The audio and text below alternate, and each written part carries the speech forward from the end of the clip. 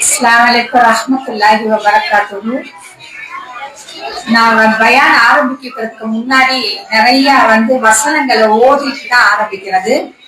இப்ப கொஞ்சம் டைம் இல்ல அப்படிங்கறதுனால வசனங்கள் எதுவும் ஓதாம நான் பயான ஸ்டார்ட் பண்றேன். பயான் ஸ்டார்ட் பண்றதுக்கு முன்னாடி நான் எப்பவுமே ஒரு வார்த்தை சொல்லுவேன். உங்க எல்லாருக்கும் தெரியும். என்ன வார்த்தை சொல்லுவேன் தெரியுமா?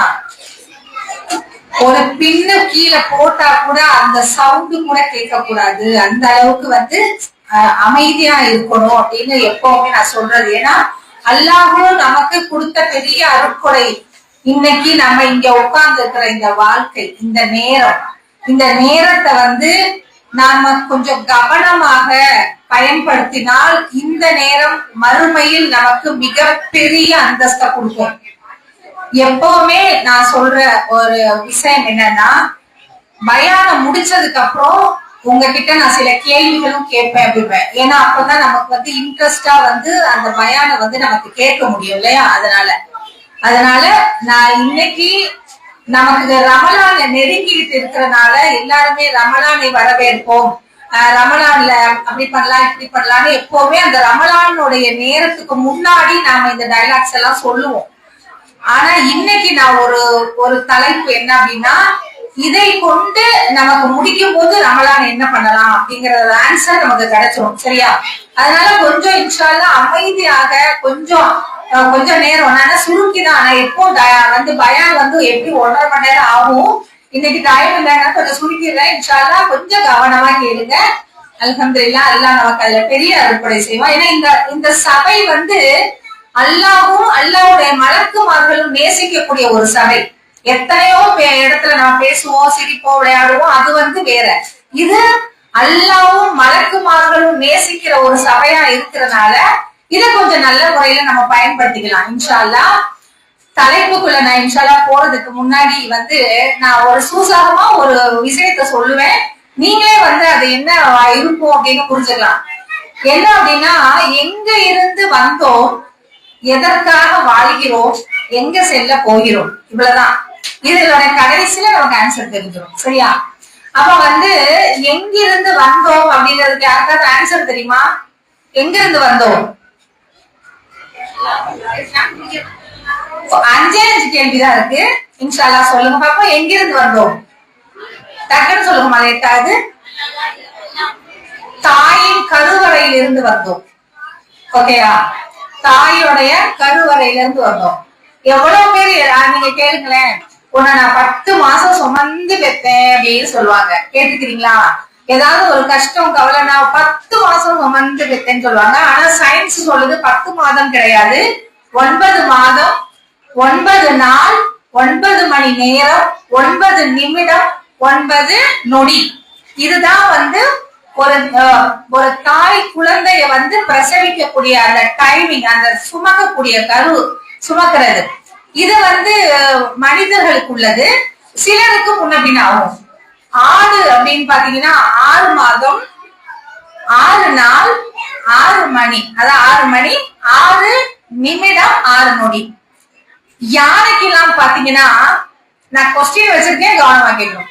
யானைக்கு பாத்தீங்கன்னா 18 மாதம், 18 நாள், 18 மணி, 18 நிமிடம், 18 நொடி. இது நம்ம கேள்விப்பட்ட மாதிரி இருக்கா அப்படின்னு பாத்தீங்கன்னா, இது ஒவ்வொரு படைப்புகளுக்கும் அல்லாஹ் கொடுத்திருக்கிற டைமிங். ஓகேயா? அப்போ மனிதனை 9 மாதம் அப்படின்னு சொல்றோம் இல்லையா? இந்த 4வது மாதம், அந்த மாதம் தான் அல்லாஹ் கருவை மனிதனாக மாற்றக்கூடிய சூழல். கரு இருக்கு பாத்தீங்களா? அந்த கரு மனித கருவாக அது மாறக்கூடிய சூழல் அப்படின்னு பாத்தீங்கன்னா, அந்த கருவறைக்குள்ள எவ்வளவு அப்படின்னா அது 4 மாதத்திற்கு அப்புறம் தான் நிகழும். இதுதான் மனித கருவோடைய அந்த ஸ்டேஜ். அப்ப முடிச்சிட்டு பிள்ளை வெளியில வரணும் அப்படின்னு சொன்னீங்கன்னா, அது வயிற்றுக்குள்ள இருக்கிறது மொத்தமே 5 மாதங்கள் தான். இந்த 5 மாதங்களில் என்னெல்லாம் நிகழ்வுகள் நடக்கும் அப்படின்னு பாத்தீங்கன்னா, அல்லாஹ் ஒரு மலக்க அந்த கருவறைக்குள்ள அனுப்பி அந்த பிள்ளை நல்ல பிள்ளையா கெட்ட பிள்ளையா, எவ்வளவு காலம் வாழும், அது என்னென்னலாம் இந்த உலகத்தில் சம்பாதிக்கும், எந்த நேரம் மரணிக்கும், இது ஒவ்வொரு மலக்கும் மலக்குமார்களும் அந்த கருவுக்கு வந்து மலக்குமார்களை கொண்டு அதுல வந்து நிர்ணயம் பண்ணிடுவான். இந்த 5 மாதம் நான் தாயின் வயிற்றுக்குள்ள இருந்தது யாருக்காச்சும் ஞாபகம் இருக்காமா? என்ன அம்மா வயிற்றுல நான் 5 மாசம் இருந்திருக்கேன் அப்படிங்கறது யாருக்காச்சும் ஞாபகம்? ஒருத்தர் கை கூப்பிங்க வரலாம். ஒருத்தர் நான் 5 மாசம் அம்மா வயிற்றுல இருந்திருக்கிறேன் இல்ல இல்லையா? யாருக்குமே ஞாபகம் இருக்காது. நம்ம வந்து ஒவ்வொரு நிலையிலையும் இருந்து இருந்து இருந்து வந்திருக்கோம். இப்ப நம்ம வந்து அல்லாஹ் மொத்தமாவே குர்ஆன்ல சொல்றது 7 நிலையில தான் நீ இருக்கிறேன்னு சொல்றான். ஒவ்வொரு மனிதர்களுடைய நிலையும் 7. குர்ஆன்ல சொல்லுவான், நீ ஒன்றும் இல்லாத நிலையில் ஒரு தடவை நீ இருந்த, ஒண்ணுமே இல்லாமல் இருந்த, உன்னை நான் ஆதமுடைய முதுகு தண்டில கொண்டு வைத்தேன். அதுக்கப்புறம் உன் தந்தையின் முதுகு தண்டு, அதுக்கப்புறம் உன் தாயுடைய கருவறை. இப்ப நாம இப்ப இருக்கிறது அந்த 7 நிலையில எப்படின்னு பாத்தீங்கன்னா 4வது ஸ்டேஜ்ல இருக்கும். அதாவது மனித கரு உருவானதிலிருந்து இந்த உலகத்தை விட்டு பிரியும் வரைக்குமே நமக்கு 4வது ஸ்டேஜ்ல தான் இருக்கும் இல்லையா? 4வது ஸ்டேஜ். இப்ப இந்த 4வது ஸ்டேஜ்ல வாழ்ந்து கொண்டு இருக்கிற நாம தாயோடைய கருவறைக்குள்ள இருந்து வெளியில வரும்பொழுது எனக்கு அது உள்ள எப்படி நான் இருந்திருப்பேன் தெரியுமா? அது ஒரு உலகம். அது ஒண்ணு நம்ம நினைக்கிற மாதிரி சாதாரணம் இல்ல. 5 மாதம்ங்கிறது அந்த பிள்ளைக்கு ஒரு பெரிய உலகமா இருக்கும். அது நல்லா புல்லும் குதிக்கும் எல்லாமே பண்ணும். அதனாலதான் டாக்டர் கிட்ட போய் சொல்லுவாங்க, ஒரு மாதிரியா இருக்குன்னா, அம்மா உனக்கு கொடி சுத்தி இருக்குமாமா. ஏந்தமா பிள்ளை அவ்வளவு விளையாடுறதுனாலதான் கொடி சுத்துச்சு, கொடி உனக்கு சுத்தி இருக்குமா அப்படின்னு சொல்லிட்டு எல்லாம் சொல்லுவாங்க இல்லையா? இது அது அந்த உலகத்தில் அந்த பிள்ளை விளையாண்ட ஆண்ட ஒரு அனுபவித்த அது உலகம். அந்த உலகத்தை விட்டு அந்த பிள்ளை வெளியே வரும் பொழுது அழுதுகிட்டே வரும். பாத்துருக்கீங்களா? ஏன் தெரியுமா? எவ்வளவு அழகான உலகத்தில் நான் இருந்தேன், அதை விட்டு நான் வெளியில வருவேன் தான் அழுகும். இப்ப ஒரு அம்மா கிட்ட போய் நீங்க கேட்டு பாருங்களேன், அந்த அம்மா நான் எப்படிமா ஒரு வயிற்றுல இருந்தேன், அட பாவி, நான் என்ன பாடா படுத்துனடா அந்த 10 மாசம் என்னை எப்படி பண்ண தெரியுமா? நான் நிம்மதியாக இருக்கேன், என்னால படுக்க முடியல, நிம்மத முடியல, உட்கார முடியல, எந்திரிக்க முடியல, ஒரு கல்யாணத்துல போய் என்ன ஒரு ஐஸ்கிரீம் சாப்பிட முடியலடா, அவ்வளவு உன கஷ்டப்பட்டு நான் வயிற்றுல வச்சு சுமந்தேன் அப்படின்னு சொல்லுவாங்க, தாய் சொல்லுவாங்க இல்லையா? அப்படிப்பட்ட அந்த ஸ்டேஜஸ் முடிஞ்சிட்டு அந்த பிள்ளை வெளியில வரும்போது அழுகும், ஆஹா அழகான உலகத்திலிருந்து நான் வந்துட்டேனே அப்படின்னு சொல்லுவோம். அப்ப வந்ததுக்கு அப்புறம் பாத்தீங்கன்னா தாயோட வயிற்றுல இருந்த அந்த ஸ்டேஜ் அந்த பிள்ளை கொஞ்ச நாளும் மறந்து போயிடும். இப்ப நமக்கு மறந்துச்சு இல்லையா? இருந்தோம் இல்லையா அவ்வளவு ஜாலியா, ஆனா ஞாபகமே இல்ல நமக்கு இல்லையா? அப்போ வந்த உலகம் எப்படி இருக்குன்னா வளர வளர அழகா இது உள்ள சூப்பர் உலகம். என்ன ஒரு வீடு, ஒரு காரு, ஒரு பங்களா, ஒரு நினைச்சதெல்லாம் சாப்பிடலாம், நினைச்ச இடத்துக்கெல்லாம் போலாம், இதெல்லாம் வாழ்க்கை அப்படின்னு இந்த உலகத்துல நான் என்னுடைய எஃபர்ட்டை போட்டு போட்டு நான் வாழக்கூடிய இந்த வாழ்க்கைய நான் ஹராமா வாழ்றேனா ஹலாலா வாழ்றேன் அதெல்லாம் சிந்திக்காம என்னுடைய ஜாலி மட்டும்தான் முக்கியம் அப்படின்னு வாழ்ந்து கொண்டிருக்கிற இப்ப இந்த உலகம் இல்லையா? இந்த உலகத்துல எதை பத்தியுமே சிந்திக்காம எனக்கு ஒரு சந்தோஷம் தான் முக்கியம் அப்படின்னு இங்க வந்த உடனே தாயோட கருவறையை நாம மறந்துட்டோம். அது முடிஞ்சு போச்சு. அப்ப இங்க இருந்துகிட்டே இருக்கும் பொழுது இந்த உலகத்தை நான் ரசிச்சுக்கிட்டே இருக்கும் பொழுது திடீரென்று என் உயிர் கைப்பற்றப்பட்டால் நான் இந்த உலகத்தை விட்டு நான் போறேன் அப்படின்னா என்னுடைய ஆன்மாவும் என்னுடைய உடலும் தனியாக பிரிக்கப்பட்டு என் ஆன்மா மேலேறி போகும் பொழுது என்னுடைய உடலை பார்க்கும் போது அந்த உடல் அந்த ஆன்மாவை பார்க்கும். இவ்வளவு காலம் என் உடலுக்குள் இருந்த இந்த ஆன்மா என்னை விட்டு பிரிகிறதே அப்படின்னு சொல்லிட்டு பாக்குறதுனாலதான் அவன் கண்ணை வந்து மேல இருக்கும். அப்படி சிலருக்கு அப்படி பார்க்கும்போது அந்த கண்ணை வந்து மறந்துச்சதுக்கு அப்புறம் இது பண்ணி விடுவாங்க இல்லையா? அப்போ அப்படி மேலேறி செல்லக்கூடிய ஆன்மா போயிட்டதுக்கு அப்புறம் அது யோசிக்கும். அந்த ஆன்மா இப்படிப்பட்ட இந்த நிலையை நான் அடைவதற்காகவா என்னுடைய உடலுக்காக நான் அவ்வளவு எஃபெக்டிவ் போட்டேனேனா? என்னுடைய ஃபேஸ் அழகா இருக்கணும், என்னுடைய ட்ரெஸ் நல்லா இருக்கணும், நான் சாப்பிடுற சாப்பாடு நல்லா இருக்கணும், அப்படி இப்படி எல்லாம் நான் போட்டேனே. இப்ப நான் அனைத்தையும் விட்டு வெளியேறி செல்கிறேன். என் கண்ணை பார்க்கிறேன், அந்த ஆன்மா கண்ணை பார்க்குது, உடலை பார்க்கிறது, ஒரு வாயை பார்க்குது, அதோட உறுப்புகளை பார்க்குது, எல்லாத்தையும் பார்த்துட்டு நினைக்குது அப்ப நான் வாடகையான ஒரு உலகத்தில் தான் வாழ்ந்திருக்கிறேன், எனக்கு கொடுக்கப்பட்ட இந்த உடம்பு எனக்கு ஒரு வாடகை தான், அவ்வளவுதானா அப்படின்னு. அப்ப என் உடல் உள் உறுப்புகள் அனைத்தையும் விட்டு நான் இன்னைக்கு நான் போய்கிட்டு இருக்கேனே, அப்ப இது நிரந்தரம் இல்ல உலகம் இல்லையா அப்படின்னு அந்த ஆன்மா நினைத்து கொண்டே போகும். நினைச்சுட்டே போகும்போது இறைவனிடத்தில் அது வந்து அல்லாவுடைய கேள்விகளுக்கு பதில் சொல்லணும் இல்லையா? அப்ப அல்லாஹ் அந்த ஆன்மாவிடம் கேட்பான், உலகத்தில் வாழும் பொழுது நீ எப்படி வாழ்ந்தாய்? அப்ப அந்த ஆன்மா சொல்லும், எப்படி தெரியுமா? இப்ப நம்ம 5 மாசம் அம்மா வயிற்றுல இருந்தது கொஞ்சம் கூட ஞாபகம் இல்லாதது மாதிரி உலகத்தில் 60, 70, 80, 100 ஆண்டுகள் யார் வாழ்ந்திருந்தாலும் அல்லாஹ்விடத்தில் சொல்லக்கூடிய பதில் என்ன தெரியுமா? யா அல்லாஹ், ஒரு நாளோ அல்லது அரை நாளோ முற்பகலில் சிறிது நேரமோ தான் நான் இந்த உலகத்தில் வாழ்ந்தேன் அப்படின்னு தான் சொல்லுவோம். நினைச்சு பாருங்களேன், இவ்வளவு கவலையான ஒரு வாழ்க்கை நம்ம வாழ்ந்துட்டு இருக்கோம். அல்லாஹ்விடத்துல போய் அதை சொல்லும் போது சுத்தமாக இந்த உலக வாழ்க்கை நமக்கு மறந்து போயிடும். ஏன் அப்படின்னா எல்லாமே வாடகை. வாடகைன்னா கொஞ்ச காலம் ஒரு வாழ்க்கை. அப்ப நம்ம எவ்வளவு காலம் வாழ்ந்தாலும் எல்லாம் கேட்கும் போது நான் சொல்றேன், எனக்கு எதுவுமே ஞாபகத்துக்கு இருக்காது. கொஞ்ச நேரம் தான் நான் வாழ்ந்தேன் இறைவா அப்படின்னு நம்ம சொல்லுவோம். நினைச்சு பாருங்க, இவ்வளவு கஷ்டமான ஒரு வாழ்க்கை. அவ எல்லாம் சொல்லுவான், உனக்கு அத்தனை ஆண்டுகள் வயதை நான் கொடுத்தேன், நீ கொஞ்ச நேரம் வாழ்ந்தேன் அப்படின்னு சொல்றேன். இது வந்து கொஞ்ச நேரம் வாழ்ந்தோம்னு சொல்றது ஒரு குரூப். இன்னும் கொஞ்சம் நாள் அமல்கள் செஞ்சுட்டு போனவங்க கூட என்ன சொல்லுவாங்க, முற்பகலில் சிறிது நேரம் தான் வாழ்ந்தோம், இன்னும் கொஞ்சம் நேரம் கிடைச்சிருந்தா நாங்க நிறைய நன்மைகளை செய்து விட்டு வந்திருப்போமே இறைவா அப்படின்னு சொல்லிட்டு அவங்க சொல்லுவாங்க, இறைவா எனக்கு ஒரு சந்தர்ப்பத்தை கொடு. இப்ப இதை மட்டும் நீங்க மைண்ட்ல வச்சுக்கோங்க. அல்லாஹ் இப்ப நம்மள நான் கொடுத்துருக்கிறது சந்தர்ப்பம். நாம நாளை மறுமையில் அல்லாஹ்விடத்துல போய் கெஞ்சி கேட்கக்கூடியது சந்தர்ப்பத்தை கூடியது.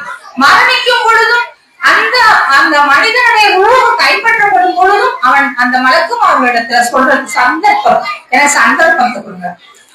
وينفقون مما رزقناهم من قبل أن يأتي أحدهم الموت يقول رب لولا أخرتني إلى أجل قريب فأصدق وأكون من الصالحين. என் இறைவா சந்தர்ப்பத்தை கொடு, மலக்குமார்களே சந்தர்ப்பத்தை கொடுங்க, நிறைய நன்மைகளை முற்படுத்துறேன். அப்பவும் அந்த மரண நேரத்தில் சொல்லக்கூடிய வார்த்தை, நான் நன்மையை செய்யறேன், நான் நல்ல கர்மங்கள் நிறைய செஞ்சுட்டு வந்துடுறேன் அப்படின்னு. அப்ப மறுமையில போய் நிற்கும் பொழுது, இறைவனிடத்துல நிற்கும் பொழுது, நம்ம சந்தர்ப்பத்தை கேட்டு அழுகும் பொழுது அல்லாஹ் சொல்லுவான், உனக்கு நான் எத்தனை சந்தர்ப்பங்களை கொடுத்தேன், உனக்கு எவ்வளவு சந்தர்ப்பத்தை கொடுத்தோம், நீ தேவையில்லாம உன் நேரத்தை எல்லாம் கழிச்சுட்டு இங்க வந்து நின்றுட்டு சந்தர்ப்பம் கேட்கிறியா? நம்ம ஏற்கனவே தாயோட கருவறையில இருக்கும்போது சொன்னோம் இல்லையா, இது நம்ம சகோதரிகள் கொஞ்சம் நீங்க கேட்கலாம். இப்ப பிள்ளையெல்லாம் பெற்று முடிச்ச தாய்மார்கள் இருக்கும், பிள்ளைய சுமந்துகிட்டு இருக்கிற தாய்மார்கள், அவர்களுக்கெல்லாம் இது சந்தர்ப்பம். ஏன்னா அந்த ஸ்டேஜ் மலக்குமார்கள் வந்து இந்த ரூமை ஊழக்கூடிய நேரத்துல நான் போனை பார்த்துக்கிட்டேன், என்னுடைய வாழ்க்கையை கழிச்சேன், டிவியை பார்த்துட்டு உலக வாழ்க்கையில மூழ்கி போயிருந்தால் அத்தனை விஷயங்களும் கருவில் இருக்கும் குழந்தைக்கு அப்படியே கேட்கும். ஏன்னா கருவில சுமந்துகிட்டு இருக்கிற 5 மாதம் தான் நம்மளுடைய டார்கெட் டைம். அந்த நேரத்தில் அந்த தாய் எந்த அமலை செய்து எப்படி அவள் வாழ்க்கையை கழிக்கிறாளோ அப்படித்தான் அந்த குழந்தை உருவாகும். 5 மாதமும் நல்ல ஒரு டைம் எடுத்து அல்லாஹ்வோட தொடர்போட நான் இருந்து பயணித்தால் அது சூப்பர் பிள்ளையாக இன்ஷா அல்லாஹ் பிறக்கும். கண்டிப்பா அல்ஹம்துலில்லாஹ். ஏன்னா இது வந்து சயின்ஸ். நான் பேசக்கூடிய, நான் உணரக்கூடிய அனைத்து விஷயங்களையும் அந்த பிள்ளை கருவறையில கேட்குது. அப்ப நல்ல விஷயங்களை பேசியிருந்தா அல்லாஹ்விடத்துல நான் சந்தர்ப்பத்தை கேட்கணுங்கிற அவசியமே கிடையாது. என் பிள்ளை நல்ல விதமான நல்ல பிள்ளையாதான் பிறக்கும். அப்ப நான் செய்த தவறினால் என் பிள்ளைய நான் வீணாக்கிட்டு நாளை மறுமையில் நான் சந்தர்ப்பத்தை கேட்கக்கூடிய ஒரு சூழலை அல்லாஹ்விடத்துல கெஞ்சி கூத்தாடிட்டு இருக்கும்போது யோசிச்சு பாருங்க அந்த ஸ்டேஜ் எப்படி இருக்கும் அப்படின்ட்டு. அப்போ ஃபிரௌன் நாம பார்த்திருக்கோம், நம்ம குர்ஆன் படிக்கும் போது நம்மளை விட பெரிய ஆளவன், அவன் ஆட்சி அதிகாரத்தெல்லாம் கையில வச்சுட்டு ஒரு பெரிய ஆள். அவன் இறுதி நேரத்தில் அல்லாஹ்விடம் கேட்டது சந்தர்ப்பம். யா அல்லாஹ் எனக்கு சந்தர்ப்பத்தை கொடு, இப்ப எனக்கு புரிஞ்சிருச்சு, நல்லா கொடுத்தானா சந்தர்ப்பம் கொடுக்க மாட்டான், அவ்வளவு முடிஞ்சு போச்சு இல்லையா? அப்படிப்பட்ட ஃபிரௌன் அவ்வளவு கெஞ்சினாலும் அல்லாஹ் சந்தர்ப்பத்தை கொடுக்கல. ஏன்னா அல்லாஹ்வே சொல்றான், திருப்பி நான் உன்னை உலகத்திற்கு அனுப்பினாலும் நீ மறுபடியும் பழையபடியும் இப்படித்தான் வாழ்வ. அதனால கொடுக்கப்பட்ட சந்தர்ப்பத்தை நீ நல்ல முறையில நீ பயன்படுத்திக்கினா உனக்கு கெஞ்சணும் என்கிட்ட வந்துங்கிற அவசியம் இல்லை. இப்ப நமக்கிட்ட அந்த சந்தர்ப்பம் இருக்குதானே? இப்ப நம்ம வச்சிருக்கோம் இல்லையா சந்தர்ப்பம். ஏன்னா நமக்கு ரமலான் நெருங்கிக்கிட்டே இருக்கு. சந்தர்ப்பம், இதுதான் சந்தர்ப்பம். அப்போ அப்ப அந்த மாதிரியான ஒரு சூழ்நிலையில அந்த மனிதன், அந்த ஆன்மா மறுமையில பார்க்கும்போது அது ரொம்ப பயங்கரமான ஒரு நிகழ்வாக இருக்கும். ஏன்னா 70,000 சங்கிலிகளை 70,000 மலக்குமார்கள், ஒவ்வொரு சங்கிலிக்கும் அவ்வளவு பலம் கொண்ட அந்த மலக்குமார்கள் அந்த நரகத்தை இழுத்து கொண்டு வரும்பொழுது சந்தர்ப்பத்தை கேட்டு துடிக்கக்கூடிய மனிதனோட நிலைமை நினைச்சு பாருங்க எப்படி இருக்கும். கஷ்டமா இருக்கு இல்லையா? அதனாலதான் எல்லாம் சொல்றான், உனக்கு எத்தனை சந்தர்ப்பங்கள், நபிமார்கள் அனுப்பி சந்தர்ப்பத்தை கொடுத்தேன், நபிமார்கள் இல்லாட்டாலும் வேதத்தை கையில கொடுத்து உனக்கு சந்தர்ப்பத்தை கொடுத்தேன், நீ பயன்படுத்தினியா? இன்னைக்கு குரானை பத்தி பேசினாங்க. குரான் அப்படி இப்படி எல்லாம். குரானை நாம எப்பவுமே சொல்ற மாதிரி ஆழ்ந்து சிந்திக்கிறதே கிடையாது. ஒரு எழுத்துக்கு 10 நன்மை நான் இல்லைன்னு சொல்லல. அந்த ஒரு எழுத்துக்கு 10 நன்மையோட அல்லாஹ் இந்த குரான்ல என்ன பேசி இருக்கான், என்ன சொல்லி இருக்கான் அப்படின்னு என்னைக்காவது நாம எஃபர்ட் போட்டிருக்கோமா?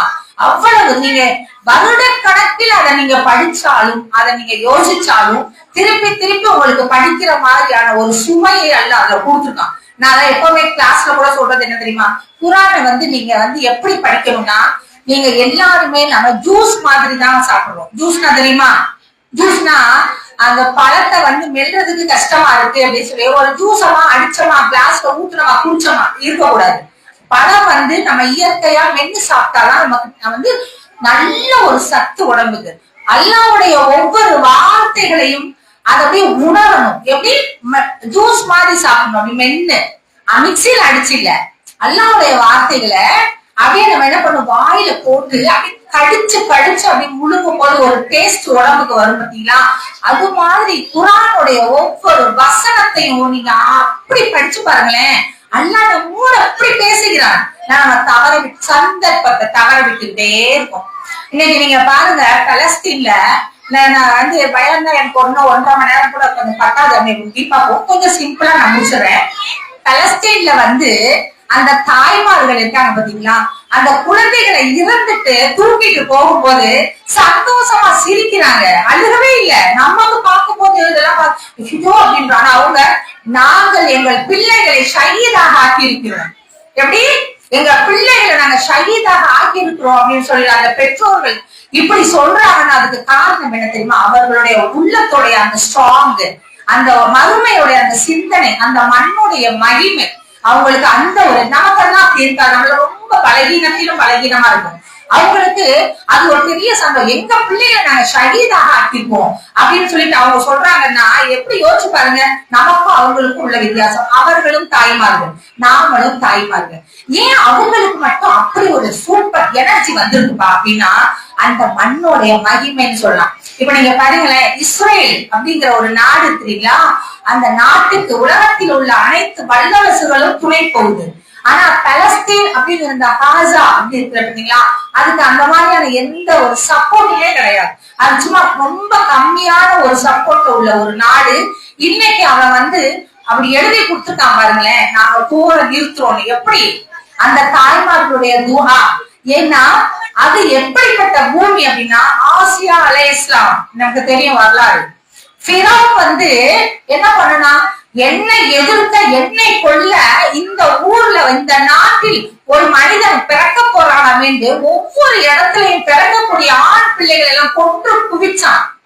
வீட்டுக்கு வீடு ஆட்களை நிறுத்தி அந்த தாய்மார்கள் பிள்ளை பிறக்கும் போது என்ன பண்ணும், ஆம்பளை பிள்ளையா பாரு, பொம்பளை பிள்ளையா விட்டுட்டு ஆம்பளை பிள்ளை கொன்றுன்னு சொல்ல ஆள் அனுப்பி நிக்க வைப்பான்.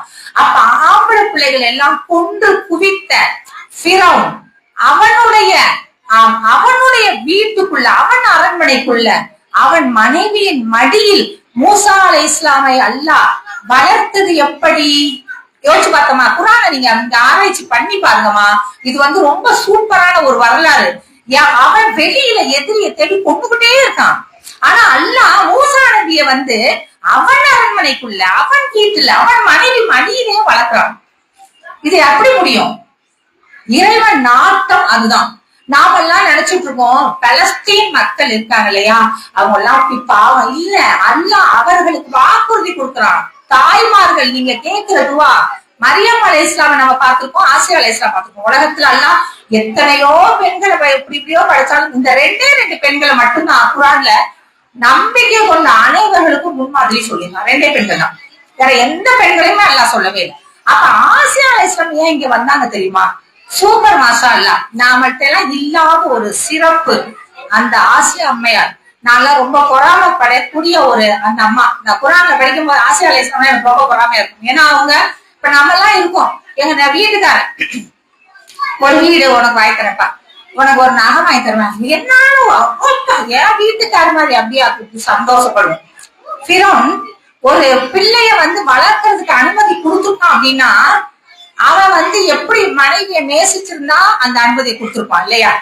அப்ப மனைவிய பிரியமா நேசிச்சதுனால அனுமதி கொடுத்தான்னா, அப்படிப்பட்ட ஃபிரௌனுடைய மனைவி ஆசியா அலைஹிஸ்ஸலாம் சொல்றாங்க ஒரு காலத்துக்கு அப்புறம், இவன் இறைவன் எல்லாம் கிடையாது, மூசா அலைஹிஸ்ஸலாம் சொல்றாங்க பார்த்தீங்களா, அவங்கதான் இறைவன் அப்படின்னு சொல்லிட்டு அந்த இறைவன் இடத்துல ஒரு பிரார்த்தனை வைக்கிறாங்க. தரபல்லாஹு மஸலன் லில்லதீன ஆமனு இப்ராஅத ஃபிர்அவுன இது காலத்து ரப்பி பின்னி லி இன்னக பைத்தல் ஜன்னா வஜின்னி மின் ஃபிர்அவுன வஅமலிஹி வஜின்னி மினல் கௌமில் ஸாலிமீன். என்ன கேட்டாங்க தெரியுமா? இறைவா, இந்த உலகத்துல நீ எனக்கு கொடுத்திருக்க எதுவுமே எனக்கு வேணாம், இதற்கு பகரமாக எனக்கு சொர்க்கத்தின் வீட்டை தான், இந்த ஃபிரௌனிடம் இருந்தும் அவன் கூட்டத்தாரிடம் இருந்து என்னை பாதுகாக்கிற இறைவா, இதற்காகத்தான் ஒட்டுமொத்த உலகத்தில் உள்ள அத்தனை நம்பிக்கை கொண்ட மக்களுக்கு முன் உதாரணமாக ஒரு பெண்ணை அல்லாஹ் தெரிஞ்சுட்டான்.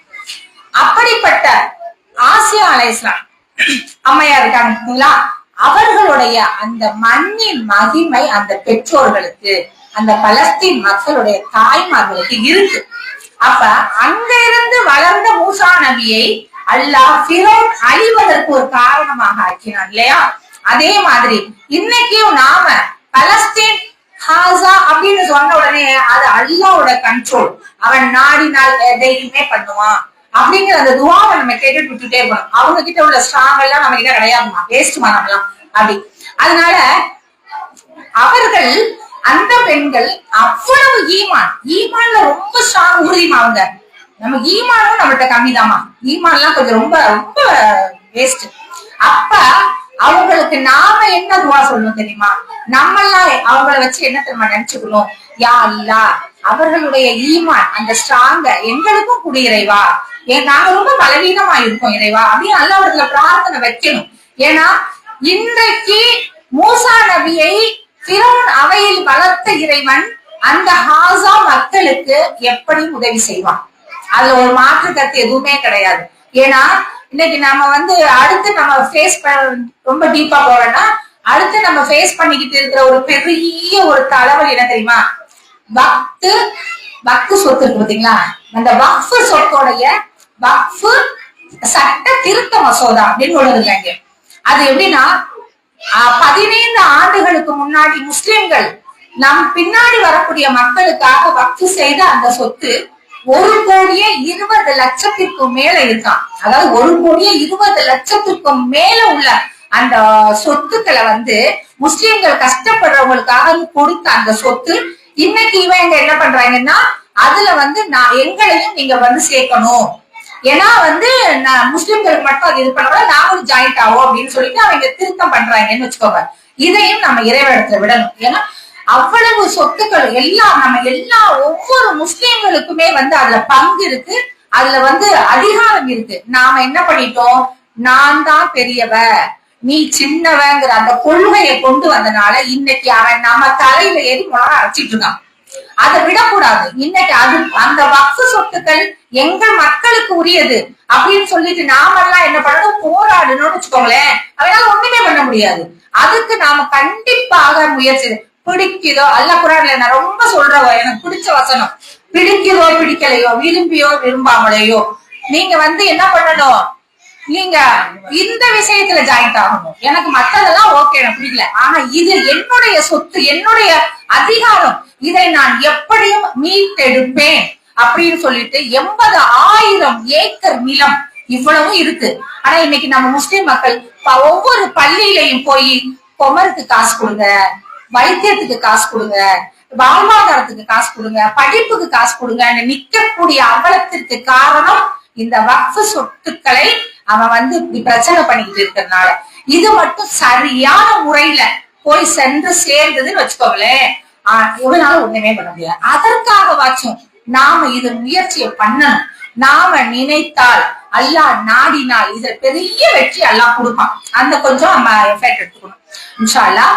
ஒரு ஊர்ல வந்து ஒரு அம்மா, நம்மளோட இஸ்லாமியர்களுடைய அவல நிலை, அவங்களுடைய கணவர் இறந்து விதவையாக இருக்காங்க. அவங்க என்ன பண்றாங்க, ஒரு 15,000 ரூபாய் பிள்ளையுடைய மருத்துவ செலவுக்காக காசு வாங்கியிருக்காங்க ஒருத்தன்ட்ட, மாற்று மதக்காரன்ட்ட. அவன் என்ன பண்ணிருக்கான், நீ இத்தனை நாளைக்குள்ள காசை கொடுக்கணும், நீ வட்டியையும் கொடுக்க மாட்டேங்கிற, நீ காசையும் கொடுக்க மாட்டேங்கிற, நீ கொடுக்கலன்னு வச்சுக்கோ, 1 மாசம் உனக்கு டைம் தரேன், அதுக்குள்ள நீ காசு தரலன்னா ஒண்ணு காசு வரணும், இல்லாட்டி நீ வரணும். ஒரு கேடு கெட்ட ஒரு வார்த்தை அவன் சொல்லியிருந்தான் பாருங்க. அப்ப இந்த பெண்மணி ரொம்ப கவலையோட அது இருக்கும் பொழுது, நம்மளே சார்ந்த சிலர் வந்து அந்த அம்மா இடிச்ச வீட்டுல இருக்காங்க, அவங்களுக்கு கொஞ்சம் அந்த வீட்டை நம்ம ரிப்பேர் பண்ணி கொடுக்கலாம் அப்படின்னு சொல்லி போயிருக்காங்க. போனா அந்த அம்மா அழுகுறாங்க, எனக்கு வீடெல்லாம் ரிப்பேர் பண்ண வேணாங்க, நான் அந்த வீட்லயே இருந்துக்கிறேன், 15,000 ரூபாய் மட்டும் கொடுங்க. அந்த ஆள் இப்படி சொல்றான். எந்த நிலைமையில நம் மக்கள் வாழ்ந்து கொண்டிருக்கிறோம், இத்தனை சொத்துக்களுக்கு அதிபதியாக இருந்தும் எவ்வளவு கேடு கெட்ட கேவலமான நிலைமையில இப்ப வாழ்றோம். 15,000 நம்ம இடத்துல அல்ஹம்துலில்லாஹ் சாதாரணமான காசு, ஆனா எத்தனையோ மக்களுக்கு அந்த காசு ஒரு பெரிய காசா இருக்கு. அதனால இந்த சொத்துக்களை மீட்டெடுக்க நாங்கள் அனைவரும் ஒன்றிணைவோம் அப்படின்னு சொல்லிட்டு நாம எல்லாருமே முயற்சி பண்ணணும்னு வச்சுக்கோங்களேன். அதனால ஒண்ணுமே பண்ண முடியாது, மெஜாரிட்டி இருக்காது இல்லையா, அதுக்கு நம்ம ஒரு எஃபெக்ட் போடணும். அதுக்கப்புறம் நான் சொன்னேன், இந்த ரமலான் நெருங்கிட்டே இருக்கு நமக்கு, அந்த ரமலானுக்கு நம்ம என்ன பண்ணுவோம், அல்லாட்ட நாலு மறுமையில அழுது, அல்லா எனக்கு சந்தர்ப்பத்தை கொடுத்துரு, அல்லா ஒரு நாள் கூட, அல்லா ஒரு அரை நாள் கொடு அப்படின்னு இந்த கேட்கக்கூடிய அந்த நிலைமையில யாரும் நம்ம வரக்கூடாது. இன்ஷா அல்லாஹ் கொடுக்கப்பட்ட சந்தர்ப்பம் நமக்கு பக்கத்துல வந்துட்டே இருக்கு. இந்த ரமலான் சொல்றோம் இல்லையா, நம்ம எல்லாம் நிறைய பாக்குறோம், ரமலான்லதான் வந்து குர்ஆன் அருளப்பட்டது. ஓகே, இன்னும் கொஞ்சம் டீப்பா போனா நமக்கு தூக்கம் வந்துடும் வேணாம், இன்ஷா அல்லாஹ் அடுத்தடுத்த பயன்கள் பார்க்கலாம். அவ்வளவு கஷ்டப்பட்டு நம்மளுடைய இறை தூதர் நமக்காக வாங்கி கொடுத்தது இந்த குர்ஆன் தெரியுமா. மற்ற நபிமார்களுக்கெல்லாம் கொடுத்தது வேற வகையா அல்ல, மூசா நபியை வாப்பான் கொடுத்தான். ஆனா இந்த இறை தூதர் 23 ஆண்டுகள் அவர்கள் உடலாலும் மனதாலும் பட்ட வேதனைக்கு கிடைத்த இந்த குர்ஆனை கூட நான் ஒழுங்காக முழுமையாக நான் படிக்கலைன்னா நம்மை விட நஷ்டவாளி யாருமே கிடையாது. குர்ஆனை நல்லா நம்ம படிச்சு தெரிஞ்சுப்பான்னு வைங்களேன், நாளை மறுமையில் அல்லாஹ்விடத்துல கெஞ்சணுங்கிற அவசியமே இல்ல. சந்தர்ப்பம் கொடு, ஏன்னா குர்ஆன்ல உள்ள விஷயங்களை தெரிஞ்சா நான் கரெக்டா வாழ்ந்துட்டு போயிருவேன் அல்ஹம்துலில்லாஹ். அதனால நாளைக்கு அல்லாஹ்ட்ட போய் நின்றுட்டு, அல்லாஹ் எனக்கு சந்தர்ப்பம் ஒரு நாள் கொடு, அரை நாள் கொடு அப்படின்னு கேட்கறவங்களே, அந்த சூழ்நிலை அல்லாஹ் நமக்கு கொடுக்கவே மாட்டான் இன்ஷா அல்லாஹ். அதுக்கு ஃபர்ஸ்ட் கிட்ட வந்த ரமலான் நல்ல முறையில பயன்படுத்தி நல்ல விதமாக அல்லாஹ்வுடைய தூதருக்கு 23 ஆண்டுகளின் வேதனையில் கொடுத்த அவர்கள் உடல் பாரம், அதெல்லாம் சொன்னோம்னு வச்சுக்கோங்களேன், கண்ணீர் வராதவர்களுக்கும் கண்ணீர் வரும். இந்த தூதருக்கு அல்லாஹ் இப்படி கொடுத்துருக்கானே, என்னைக்காச்சும் அது உணர்ந்துருக்கோமா? குர்ஆன் அப்படின்னு சொல்றோம், குர்ஆன் அவ்வளவுதான். ஆனா அந்த குர்ஆன் இந்த தூதருக்கு எப்படி அருளப்பட்டது, ஒவ்வொரு வசனங்களையும் அவங்க வாங்குறதுக்கு எவ்வளவு கஷ்டப்பட்டாங்க, என்னைக்காச்சும் அதை புரிஞ்சிருக்கோமா? புரிஞ்சிருந்தா குர்ஆன்ல உள்ள விஷயங்களை தெரியாம இன்னைக்கு நாம நடந்துகிட்டு இருந்திருப்போமா? எப்ப பாருங்க ஏதாவது சொன்னா டைம் இல்ல, இன்னைக்கு டைம் இல்லாம நாளைக்கு அல்லாஹ்ட்ட போய் டைம் கேட்போம். இன்னைக்கு நாம வாழ்ந்துகிட்டு இருக்கிற வாழ்க்கையில எவ்வளவு நேரங்களை நான் போன்ல கழிச்சுட்டு இருக்கேன் தெரியுமா? ஒரு போனை எடுத்தா எனக்கு 2 மணி நேரம் 3 மணி நேரம் எப்படி போகுதுன்னு தெரியல. ஆனா அந்த நேரத்தை கூட ஒரு பயனுள்ளதா நான் கழிக்கணும்னு என்னைக்காவது நம்ம யோசிச்சிருப்போமா?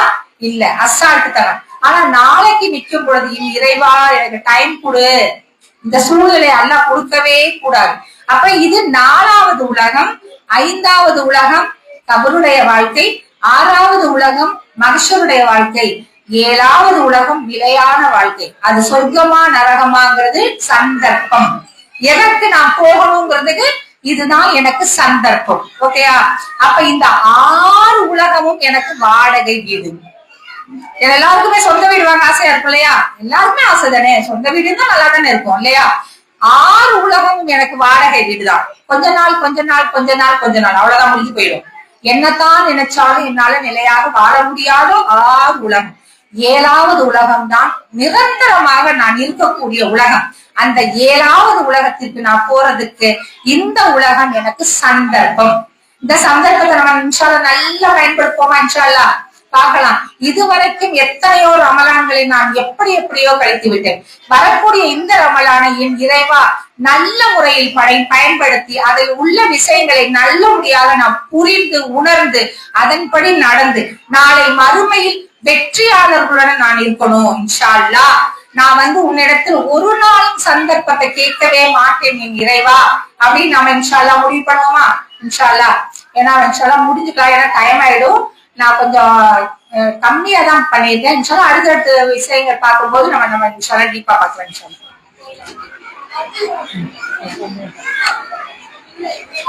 இன்ஷா அல்லாஹ் 9:15 இஷா தொழுகை ஜமாத்தா தொழுவோம். இன்ஷா அல்லாஹ் நிறைய இந்த மர்கஸுக்காக நம்ம துவா செய்யணும். ஏன்னா இப்ப இந்த 2வது வருஷம் நம்ம நினைச்சு கூட பார்க்க முடியாத அளவுக்கு அல்ஹம்துலில்லாஹ் நல்ல முறையில இந்த பணி தொடர்ந்துட்டு வருது.